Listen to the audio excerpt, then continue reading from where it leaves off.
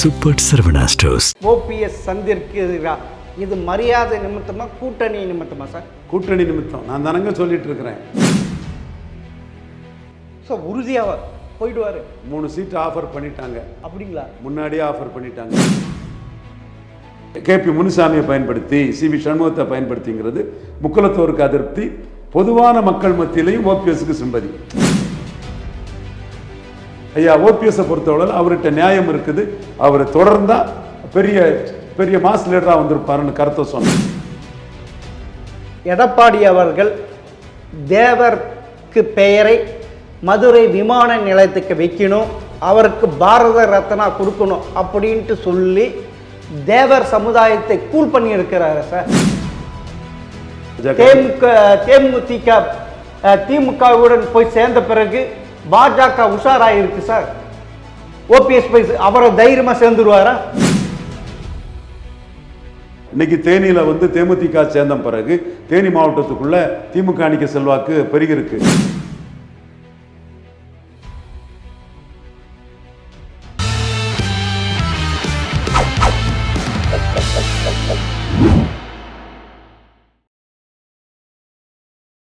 GeM TV நேயர்களுக்கு வணக்கம்.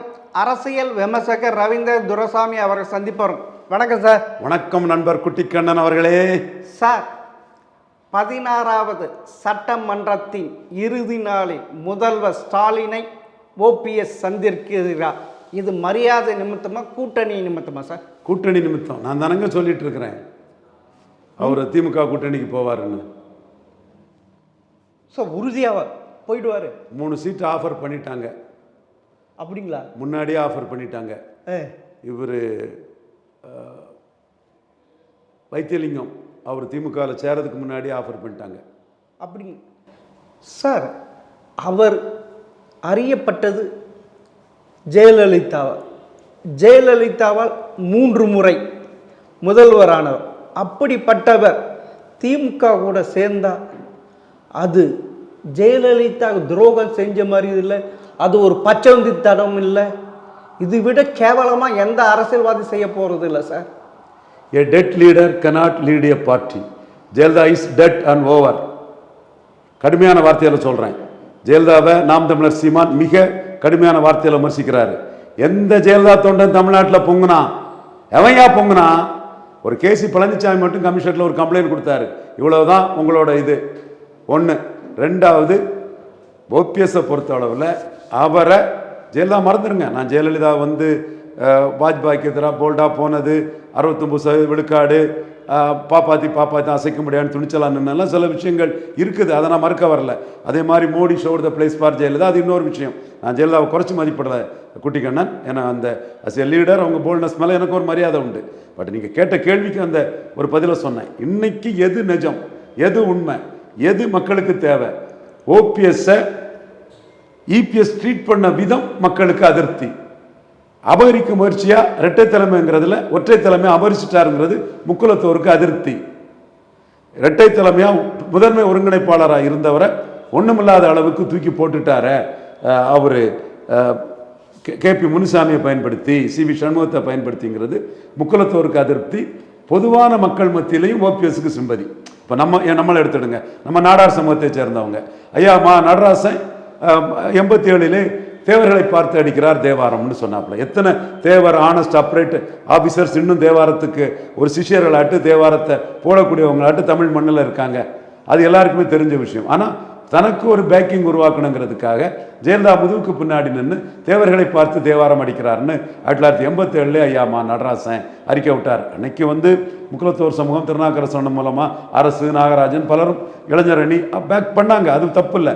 ஆனால் தேவாரம் ஜாதியை பார்த்து அடிக்கிறாருங்கிற ஒரு அபாண்ட குற்றச்சாட்டை ஒரு ஆனஸ்ட் சூப்பர் காப் தேவாரம் மேலே ஒரு பழிய கமிஷனாக இருந்தவர் மேலே நடராஜன் சுமத்தினார். அதே நடராஜன் மறவர் சகோதரர்களை நாடாருக்கு எதிராக தூண்டி விட்டார். அதே நடராஜன் மீனவர்களை, பரதவர்குல மீனவர்களை நாடார்களின் தாதுமணல் தொழிலுக்கு எதிராக தூண்டி விட்டார். ஏன் பால பிரஜாதி அடிகளாரே தூண்டி விட்டார். 2 பிரதமரை கமாண்ட் பண்ண ஒரு பெரிய தமிழன், சாஸ்திரி இந்திரா காந்தியை கமாண்ட் பண்ண 4 வருஷம் இந்தியாவை ஆட்டி படைச்ச ஒரு தமிழனை தமிழர் வரலாற்றில் முள்ளிவாய்க்கால் முற்றத்தில் இந்திரா காந்தி குடும்பத்துக்காக இருட்டடிப்பு செய்ய முயற்சி பண்ணார். அவரை நாம் எதிர்த்தோம், நாம் அவருக்கு எதிராக களமாடணும். ஆனால் ஐயா ஓபிஎஸை பொறுத்தவரை அவர்கிட்ட நியாயம் இருக்குது. அவர் தொடர்ந்தால் பெரிய பெரிய மாஸ் லீடராக வந்திருப்பாருன்னு கருத்தை சொன்னோம். இப்பவும் எடப்பாடி அபகரிக்கும் விதமாட்டு ஓபிஎஸ் நிற்கிற தவறுன்னு எல்லா ஜாதியுமே சொல்கிறாங்க. யாதவர்கள் சொல்கிறாங்க, நாடார்கள் சொல்கிறாங்க. ஸோ ஓபிஎஸ் விஷயம், இபிஎஸ் ஓபிஎஸ் நடந்து கொண்ட விஷயம், இபிஎஸ் கிராப் பண்ண முயற்சி, 10.5 வன்னியர்களையும் சிவி சண்முகம், கேபி முனுசாமி, அன்பழகன், வீரமணி இவங்களையும் சேர்த்துக்கிட்டு எடப்பாடி அதிமுக அபகரிக்கும் பண்ண முயற்சியில் ஓபிஎஸ் மேல ஒரு சிம்பதி இருக்குது. அதுதான் இங்கே பேசுமே தவிர அது ஜெயலலிதாவுக்கு ஆளு அது இதெல்லாம் வந்து பழைய கதை. குட்டிக்கண்ணன், எடப்பாடி அவர்கள் தேவருக்கு பெயரை மதுரை விமான நிலையத்துக்கு வைக்கணும், அவருக்கு பாரத ரத்னா கொடுக்கணும் அப்படின்ட்டு சொல்லி தேவர் சமுதாயத்தை கூல் பண்ணி இருக்கிறாரு சார். எந்த இதுமே அந்த இடத்துக்குள்ள நேயமா, நடுநிலையா, நாணயமா, நம்பகத்தன்மையோட தமிழ் ஜாதிகளை ஒன்றிணைக்கிறதுக்கு தியாகி இமானுவேல் சேகரன் பெயரும் வள்ளலாரை போர் தூயவரான பசுமன் ஐயா முத்துராமலிங்க தேவரும் ஒன்றுக்கொண்டு அடிபிடி கலாட்டாக்கள் வரக்கூடாது என்ற அடிப்படையில் அந்த இடத்துக்குள்ள பலரும் பல கருத்தை சொல்லும்போது நாம் தமிழர் சீமான் பாண்டிய மன்னன் நெடுஞ்செழியன் பேரை வச்சா அது தேவர்களும், தேவேந்திரர்களும், நாடார்களும், முத்தரையர்களும், யாதவர்களும், அனைத்து தமிழ் சமூகங்களும், வெள்ளாளர்களும் ஏற்றுக்கொள்வாங்கங்கிற ஒரு கருத்தை அதில் முன் வச்சிருக்கிறாரு. ஜெயலலிதா ஆட்சி காலத்தில் அதுக்கு முடிவெடுக்கப்படலை. அதற்கு ஒரு முடிவெடுக்கப்பட்டால் ஒரு பெரிய கலவரம் வரக்கூடிய ஒரு சூழ்நிலை இருக்குது. ரத்தத்தை குடிக்கலாங்கிற எண்ணத்தோடு யாரும் அதில் செயல்படக்கூடாது. அதில் கூட ஒருத்தர் வந்து தியாகி இமானுவேல் சேரன் பேரையும் பசுமான் தேவரையா பேரையும் சேர்த்து வைக்கலாங்கிற ஒரு சூழல் கூட சொன்னாங்க. ஆனால் அது ஒரு தீர்வுக்கு இல்லாமலே இருக்குது. ஸோ இந்த விஷயம் ஒரு கண்டென்ஷியஸ் இஷ்யூ. இதில் மீண்டும் கிளறி அதில் ஜாதி கலவரத்தை யாரும் தூண்டக்கூடாது. எடப்பாடி அதை சொல்லியிருந்தாருன்னா அது வந்து சரியான ஒரு பார்வை இல்லை. அது வந்து தேவேந்திரகுல வேளாளர் மக்கள் உணர்வு, முகலத்தோர் மக்கள் உணர்வு, இது தொடர்பாக அரசு சட்டம் ஒழுங்கு ஏற்படும் நடவடிக்கை எடுக்க முடியாமல் அது கிடப்பில் போட்ட ஒரு சூழ்நிலையில் எந்த அரசும் இதில் இவ்வளவு ஆண்டு காலமாக நடவடிக்கை எடுக்காமல் இருக்க சூழ்நிலையில் பழைய இதை கிளறி ஒரு கலவர மனப்பான்மையை உருவாக்குறது யார் செய்தாலும் தவறு. அதனால் இந்த பிரச்சனை அப்படியே ஸ்டேட்டஸ்கோவாக இருக்கிறதா நல்லது. இதனால் தென் மாவட்டத்தில் ஒரு கலவரங்கள் வரக்கூடாது. ஐயா பசுமன் தேவர் அவர்களை நம்ம மதிக்கிறோம், தியாகி இமானுவேல் சேகரனை மதிக்கிறோம். பட் இதுவே ஒரு ஜாதிய பிரச்சனைக்கு இது காரணமாக அமையக்கூடாது என்பது நம்மளோட உள்ளார்ந்த ஒரு வேண்டுகோள். சார், உண்மையிலே ஓபிஎஸ் திமுகவிடம் போய் சேர்ந்தால் அவருக்கு வாக்கு இருக்கா, விழுமா, தேவர் சமுதாயம் மொத்த பேரை திரள்வார்களா? ஏற்கனவே டிடிவி தினகரன் சொல்கிறார், அதாவது திமுக போய் சேர்ந்தால் அது ஜெயலலிதா அம்மாவுக்கு செய்த துரோகம்னு சொல்லியிருக்கார் சார். அப்போனா அது ஓபிஎஸ் பார்த்து சொன்ன மாதிரி தானே டிடிவி. எங்க ஜெயலலிதாவை கருணாநிதி ஜெயலலிதா கடையில் கடத்தி போட்டிருக்குன்னு சொன்ன சீமானை எடுத்து ஒருத்தரும் கேட்க துப்பு இல்லை. சும்மா ஜெயலலிதா அம்மாவுக்கு துரோகம்னு பாண்டே நீங்கள் 4-5 பேர் வந்துட்டா எப்படி குட்டிக்கண்ணன் அதை நம்ம ஏற்றுக்க முடியும்? ஜெயலலிதாவை கடத்தி போட்டிருக்குன்னு கேட்கும்போது கேசி பழனிசாமி கம்ப்ளைண்ட் கொடுத்துருக்காரு. ஆமாங்க கடத்தி தாங்க போட்டிருக்குன்னு ஒருத்தர் சொல்கிறாரு. ஜெயலலிதாவுக்கு இவ்வளோ மரியாதை தான் சீமான் கொடுக்குறாரு, கன்னடர்னு அடிக்கிறாரு. சார், பாஜக விட்டுடுமா இப்போ இருக்கிற சூழ்நிலையில்? தேமுதிக திமுகவுடன் போய் சேர்ந்த பிறகு பாஜக உஷாராயிருக்கு சார். ஓபிஎஸ் போய் அவரை தைரியமாக சேர்ந்துருவாரா? அவர் மீது எவ்வளவு வழக்குகள் இருக்க, அப்படி இருக்க எப்படி சார் அவர் கொண்டு வர மாட்டாங்களா அதிமுகவுக்கு? இது ஓபிஎஸ் தான் முடிவு பண்ணும். என்னை பொறுத்தளவில் நான் மோடி ஃபார் பிஎம் 2029க்காக ஒர்க் பண்ணுறேன். எடப்பாடிக்கு வந்து நான் சவால் விட்டு தான் செயல்படுறேன். ஐயரும் நாடாரும் என்ன செய்ய முடியும்னு கேட்ட மிதுன் பழனிசாமிக்கு எதிரான நடவடிக்கைகளை அதே வேளையில் தம்பி மிதுன் பழனிசாமி நான் நேசிக்கிறேன். அவன் பெரிய தொழிலதிபர் ஆகட்டும், ஆயிரக்கணக்கான அவனுக்கு எத்தனால் தொழிற்சாலையில் வேலை கொடுக்கட்டும், வளரட்டும். அது மனப்பூர்வமாக ஒரு தொழிலை நான் பாராட்டக்கூடியவன். அது ஐயா இபிஎஸ்க்கு என்னை பற்றி தெரியும். அரசியல் ரீதியாக தம்பி ஐயரும் நாடாரும் என்ன செய்ய முடியும்னு கேட்டார். ஐயருன்னு கேட்டது சத்திரியன் குருமூர்த்தியை, நாடாருன்னு சொன்னது எனக்கு என்ன, அதுக்கான என்ன பண்ணிட்டு இருக்கேங்கிறது ஐயா எடப்பாடி பழனிசாமிக்கும் தெரியும். இந்த இடத்துக்குள்ள பாஜக ஓபிஎஸ் மிரட்டுறாருங்கிற தகவல்களும் வருது. அவரே சொன்னதாட்டு கூட சில தகவல்கள் வருது.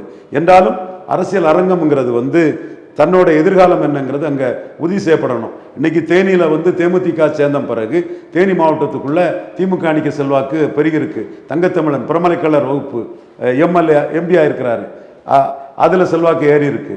அப்புறம் தேனிக்குள்ள தேமுதிக கூட்டணி வந்ததில் நாயுடு சமூக மக்கள் ஆதரவு ஏறி இருக்கு. நாயுடுகள் தேனி மக்கள் இதில் சிறுபான்மையாக அப்படி கன்சால்டேட் ஆவாங்க. தேனி அதெல்லாம் என்ஆர் தியாகராஜன், காமராஜருக்கு பெரிய தளபதி, பெரிய லெவலில் இருந்தார் என்ஆர் தியாகராஜன் நாயுடு. அந்த பகுதியில் வந்து பிரேமலதா விஜயகாந்த் செல்வாக்கு இன்னைக்கு ஓபிஎஸ் வெற்றிக்கு இந்திய மேதாட்டு ஆகுது. அப்போ ரிப்பிள் எஃபெக்ட் ஆட்டு ரிபகர்ஷன் ஆட்டு இன்னைக்கு வந்து தேமுதிக சேர்ந்ததில் ஓபிஎஸும் அவர் மகனும் முதல்வரை பார்க்குறாங்கன்னா பார்ப்பாங்கங்கிறத நான் சொன்னேன் ஏற்கனவே. அது வந்து வெற்றிக்கு உறுதின்னு அவங்க நினைக்கிறாங்க. சார், உண்மையிலே தேமுதிக திமுகவுடன் கூட்டணி சேர்ந்ததுனால வெற்றி பிரகாசமாக இருக்க, இல்லைன்னா ஒரு கற்பனையை உருவாக்குறாங்களா திமுக தோல்வி பயத்தில்? குட்டிக்கண்ணன் பார்வை ஒன்று. நீங்கள் ஈரோடு கிழக்கு ஓட்டிங் பேட்டர்னை பார்க்கணும். தமிழ் மண்ணிலே நாங்கள் தான் அதை எடுத்து மோடிக்கிட்ட கொடுத்தோம், அண்ணாமலைகிட்ட கொடுத்தோம். எங்கள் டீம் தான் தினப்பத்திரிகைகள் அங்கே ஈரோட்டில் இருக்கக்கூடிய தான் எடுத்தாங்க. அதில் அந்த செய்தி தான் அதிர்ச்சி செய்தி. இன்னும் கருத்து பார்வையற்றவராட்டு, கடந்த காலத்தின் கைதிகளாட்டு, இருட்டில் இருந்துக்கிட்டு வெப்பு நடத்துகிறேன் பத்திரிகை நடத்துகிறேன்னுட்டு சொல்லக்கூடிய இங்கே கருத்தெல்லாம் பொய், மாய்மாலம், கள்ள கட்டுக்கதை, கப்சா, இன்னும் அப்டேட் ஆகலை, கரண்ட்டுக்கு வரலன்னு காட்டக்கூடிய விதமாட்டு 80 விழுக்காடு பறையர் பூத்து, பறையர்கள் ஓட்டு திமுக கூட்டணி கை சின்னத்துக்கு, 85 விழுக்காடு அருந்ததியர்கள் ஓட்டு கை சின்னத்துக்கு, நாயுடுகள் ஓட்டு 90 விழுக்காடு கை சின்னத்துக்கு, திமுக ஸ்டாலின், விவிகேஎஸ் இளங்கோவன், செங்குந்த முதலியார்கள் ஓட்டு அதுவும் பெரிய அளவில் கை சின்னத்துக்கு. ஆனால் அதில் வந்து ரெட்டைலைக்கு வந்து இவங்க ஓட்டெல்லாம் 10 விழுக்காடுக்கு மேலே வரல. அப்போ இதே 10 விழுக்காடுக்கு மேலே செங்குந்தர், நாயுடு, பறையர், அருந்ததியர்கள் இந்த இடத்துக்குள்ளே எடுக்க முடியாத ரெட்டையில் வெள்ளாள கவுண்டர்கள் மத்தியில் 60 விழுக்காடு ஓட்டு வரை எடுத்திருக்குது. இதுதான் ஜெயலலிதா அம்மையார் இருந்தால் இப்படி நடந்திருக்குமா? ஜெயலலிதா அம்மையார் இருந்தால் இந்த அரசியல் நடந்திருக்குமா? ஜெயலலிதா அம்மையார் இருந்தால் வெள்ளாள கவுண்டரில் 60 வந்திருக்காது, 50 வந்திருக்கும். இங்கெல்லாம் 10க்கு போயிருக்காது, 35-40 வந்திருக்கும். ஸோ அந்த ஜெயலலிதா அம்மையார் இறந்ததும் ஒவ்வொரு சமூகங்களும் அதிமுக ரெட்டலையை பார்க்குற தன்மை மாறிட்டு தங்களுக்கு பலன் இல்லைன்னு பல சமூகங்கள் நினைக்குது. ஜெயலலிதா அம்மையார் இருக்கும்போது அப்படி நினைக்கல.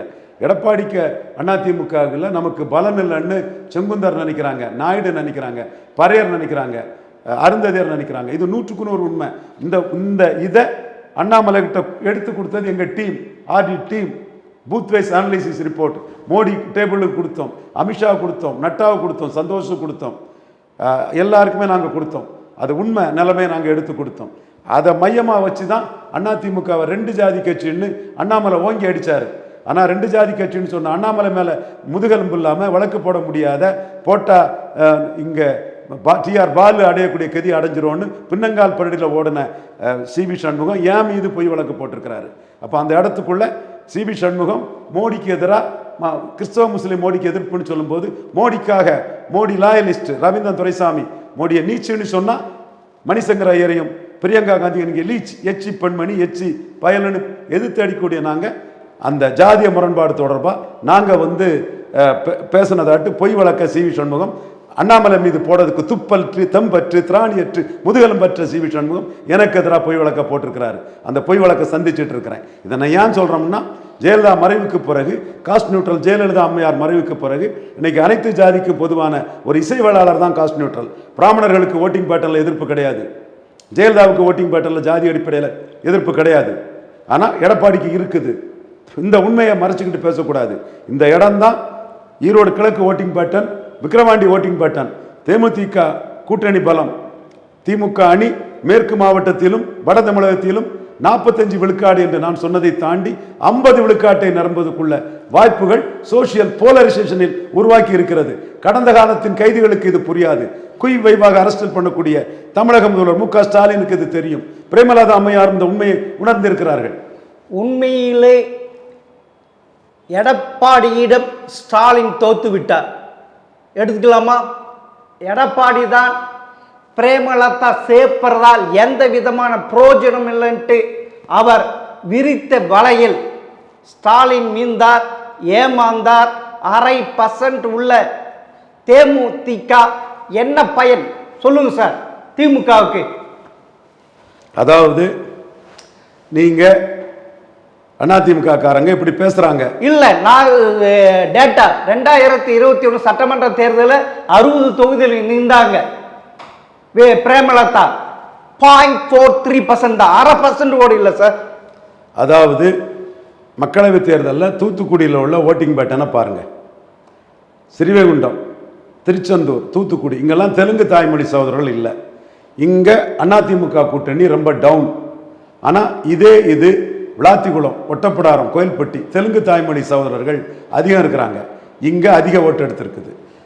தென்காசி மக்களவை தொகுதியில் தென்காசி, கடையநல்லூர் போன்ற பகுதிகளில் ஓட்டு சரியாக இல்லை ரெட்டலைக்கு. ஆனால் அது கிருஷ்ணசாமி தான் நின்னார். தேவேந்திர குல வேளாளர் கூட்டமைப்பை சேர்ந்த ஒரு முக்கிய தலைவர் தான் நின்னார். தென்காசி மக்களவை தொகுதிக்குள்ள சிர்லிபுதூர், ராஜபாளையம், சங்கரங்கோயில் இந்த பகுதிகளில் வாக்கு அதிகம். காரணம் தெலுங்கு தாய்மொழி மக்கள் ஆதரவு. கேப்டன் விஜயகாந்த் மகன் விஜய பிரபாகரன் தெளிவாக வெற்றி கோட்டை தொட்டு வந்தவர் தான். பிரபாகரன் ஒரு மறவர் சமூக சகோதரர் எனக்கு இருக்கிறாப்புல. சாத்தூர் காசு, அது ஒரு மறவர் தம்பி, எல்லா விஷயங்களும் சொல்லுவாப்புல. அவர் பல புள்ளி ஓரங்களை கொடுத்து தேமுதிகவுக்குள்ள அடிப்படை வாக்குகள் கேப்டன் விஜயகாந்த் மரணத்துக்கு பிறகு பிரேமலதா அம்மையார் கையில் வந்துட்டுங்கிற கருத்தை சொல்றாரு. 24ல் அறவிழுக்காடு நீங்க கிண்டல் கேலி நக்கல் நையாண்டி பண்ணக்கூடிய உண்மைதானே சார் அது. நான் மறுக்கல்லைய குட்டிக்கண்ணன், டேட்டாவை நான் மறுக்க மாட்டேன் குட்டிக்கண்ணன்.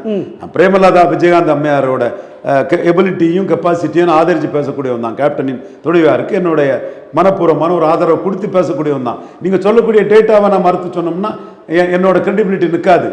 ஆனால் இந்த டேட்டாவுக்கு பிறகும் 5 எம்பிக்களை எடப்பாடி பழனிசாமி ஐயா கொடுத்தாரா இல்லையா? கொடுத்தார். ஏன் கொடுத்தாரு? வேற வழி இல்லை. கூட்டணியில் 2024 பாராளுமன்ற தேர்தலில் எஸ்டிபிஐயும் பிரேமலதாவும் தவிர வேற எந்த கட்சியில் அதனால் கொடுக்க வேண்டியது. ஏற்கனவே 2019, 2024 பாராளுமன்ற தேர்தலில் தேமுதிகவால் அதிமுக எந்த விதமான பிரயோஜனம் இல்லை. அதனால்தான் அவர் விரட்டி விட்டார். அதாவது ராஜ்யசபை எம்பி தரேன்னு சொல்லிட்டு கூட கொடுக்கல. அதுதான் எவ்வளவு நாயுடு சமூக மக்கள் ஜாதி அடிப்படையில் மோசமா எடப்பாடி நடந்துட்டார்னு எடப்பாடியை ஜாதி அடிப்படையில் திட்டுனாங்க தெரியுமா? மறவர் சமூகத்தை சேர்ந்த பிரபாகரன், சாத்தூர் அந்த தம்பியே விருதுநகருக்குள்ள நாயுடுகள் இந்த அளவுக்கு எடப்பாடி மேல கோபத்தில் இருக்காரு, ஜாதி வரியா பண்றாரு. ஜெயலலிதா பிராமணர் அனைத்து ஜாதிக்கும் பொதுவா இருந்தாரு, இவங்க ஜாதிய வரியில பண்றாரு எடப்பாடின்னு எத்தனை நாயுடு சமூக மக்கள் கொங்குல, தேனியில, விருதுநகர்ல பேசுனாங்க தெரியுமா எடப்பாடிய? அதை மறந்துட்டீங்களா? வைகோ இருக்கிறார், அந்த ஓட்டு அது போதாத ஸ்டாலினுக்கு. ஏற்கனவே ஸ்டாலின் ஒரு தெலுங்குக்கார். அப்படி இருக்க அனைத்து நாயுடு சமூகம் தெலுங்கு சமூகத்தினர் பிரேமலதா பின்னாடி தான் இருக்கிறாங்களா? தேமுதிகவும் சேர்ந்ததுல நாம் தமிழர் சீமான் அருந்ததியர் பிரியாரிட்டி ரிசர்வேஷனை கடுமையாக எதிர்த்து களமாடுறதுல ஸ்டாலினே 2009க்கு பிறகு அருந்ததியர் மக்களுக்கு எவ்வளவு நன்மைகள் கிடைச்சிருக்குங்கிறத இவர் ஈரோடு கிழக்கு இடைத்தேர்தலில் பெருசாக பண்ணார். தமிழ்நாடு ஃபுல்லாக அறிக்கை கொடுத்தாரு. தமிழ்நாடு ஃபுல்லாக அதை கன்சாலிடேட் பண்ண முயற்சி பண்ணார். இப்போ தேமுதிக வந்திருக்கிறது, விஜயபிரபாகரன் வந்திருக்கிறது. அருந்ததியர், போயர், ஒட்டர் போன்ற தெலுங்கு சமூக சகோதரர்கள் மத்தியில் கேப்டன் விஜயகாந்துக்கு பிரதிபலிப்பாக இருக்கக்கூடிய தம்பி விஜயபிரபாகரனுக்கு பெரிய வேல்யூ இருக்குது. அது கீழ்மட்டத்தில் உள்ள 24 மணி தெலுங்கு செட்டியார், தேவாங்கர் செட்டியார் போன்ற சமூகங்கள் ஆதரவை ஒரு ஓட் பேங்காட்டே தேமுதிக மூலமா திமுக மு.க. ஸ்டாலின் கொண்டு வரும். சரி சார், பார்க்கலாம் சார். மிக்க நன்றி சார். நன்றி குட்டிக்கண்ணா.